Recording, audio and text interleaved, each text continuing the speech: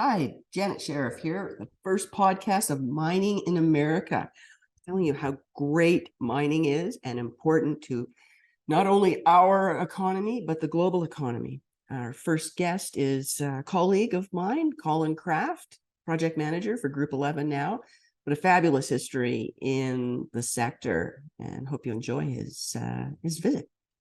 Hey, Colin, how are you? Very good, very good.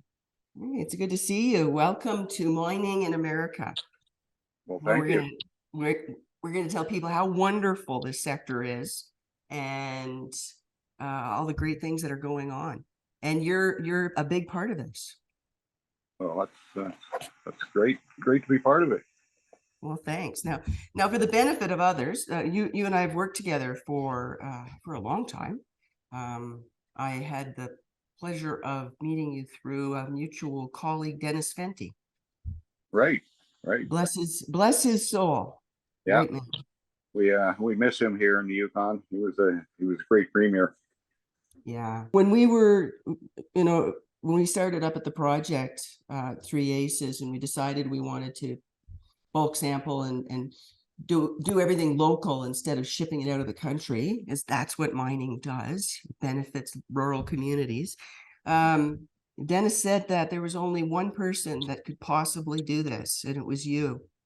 And I thank him for it all the time. But you did a fabulous job for us, and I want to talk a little bit about you and what we did and what you did.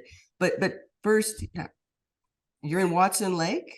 You've been in the mining industry your whole life. Like, how did you end up in the mining industry? Well, I mean, it basically started because my father was a mining engineer. Growing up, he worked for Cantung, and we moved around to a number of different small mining communities throughout BC and Pine Point Northwest Territories as well. So, I mean, I've been around it since I can remember. The first time I was on a mining property, I was 5 years old with my father, the Bluebell mine just on Kootenay Lake. And where is that? Ryandale on Kootenay Lake. Okay. Oh, okay. In BC. Yeah, in BC. It's long since shut down. That was that was 1969. So. Wow. Now, Pine Point, I lived in Faro, Yukon, which was a mine that drove the Yukon's economy for years. And I remember everybody moved from Pine Point after it shut down. So it's quite a usual practice that you go where the work is. Yeah, absolutely. And it's a pretty small community too. So you're always running into somebody you worked with somewhere, or they worked with somebody else you were working with. The really small community. Yeah. And how long have you lived in Watson Lake? I've been here since '94, so that's 26 years now. Wow. And what was it initially that brought you to Watson Lake? Logging. Logging. All right.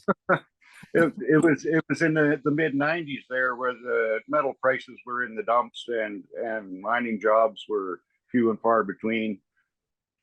So I ended up logging for a few years, and ended up here in Watson. It turned out quite a hub for mining in this area. I mean, there's mines in every direction from here. And once it started picking back up, I just used this as a home base. Most of the jobs at that time were fly-in, so they weren't the communities as much. But there was a Sedena. Was that open around the time you moved to Watson, or was that just kind of winding down? It had shut down, and it was about to wind back up there at one point, but that got sort of turned around with the price of zinc. Yeah. Just at that time again. I remember the day the Faro mine shut down. It was April 4th, 1993. And I remember that because my son was born that day in Faro. So it was a memorable day. But I'm of the belief that this is the best sector there is. Everything in our whole global economy starts from mining. Nothing in civilization exists, yet it's hard to get people to understand the value of it and the need to have it in your own backyard. Like, really, it is, right? Oh, for sure. Well, I mean, with this new green agenda, I mean, there's going to be an awful lot of metal needed to make that thing work. Well, and it's, you can't be subject to the whims of other countries as geopolitical risks exist. So you've got to, you've got to be able to make your own. And we're so wealthy in that. And it bothers me when I watch rural communities suffer because they aren't able to extract necessary resources. And I see it in Watson Lake. I see it in South Dakota. I see it all over. And yeah. Oh, I mean, like I say, growing up, I was moved around to a lot of small little towns with my father. And you could really see the indigenous populations profited, or the opportunity to prosper really helped them out, and help break them out of that cycle of poverty that so many of them end up in. It's a real boon for them. Yeah. Oh, definitely. And it really changes from a position of dependence to wealth, right? Exactly. Yeah, I know. It's the thing I liked about living in a mining town, and I'd never lived in one till after I graduated from university, was with 100% employment, everything changes. Social issues go away. It's a wonderful place to live. And when it's 100% and it's all a private sector, it's a whole different world. And I don't think anybody really understands it until you see it. Yeah. No, I mean, I remember growing up that Cantung was the place that everybody wanted to be. I mean, nobody left their jobs there. That's right. You worked at Cantung. Now they had a whole community there, squash courts, everything, right? Yeah, yeah. Back in the olden days there, I mean, it was the ultimate mine in Canada to work at. Everybody wanted it. Yeah. And it's a beautiful place. I mean, well, I worked there in one of the probably the fourth to seventh iteration of it, or running of it. As with metal prices, it was up and down. So did you run the mill? I was a mill superintendent there, in charge of operations, maintenance, and the laboratory. I mean, that's where I finished. When I started, I was a mill operator. Okay. And it was a tungsten mine. Tungsten mine, yeah. We concentrated scheelite was the ore, and it went out as scheelite. And I heard there was like 40 shaker tables in the mill. There was like 72 actually. Oh, wow. Yeah. Wow. 72 full size tables. It was a massive mill, very complex. It had gone through so many changes over the years. Everybody was always trying to improve, right? Most of the places I worked were like that. Always trying to get a little more out of it. Well, and Gemma's in the background. She does all the recording, and we'll throw up a picture of a shaker table for people if they haven't seen one, because we used one at the plant with you when we were working together.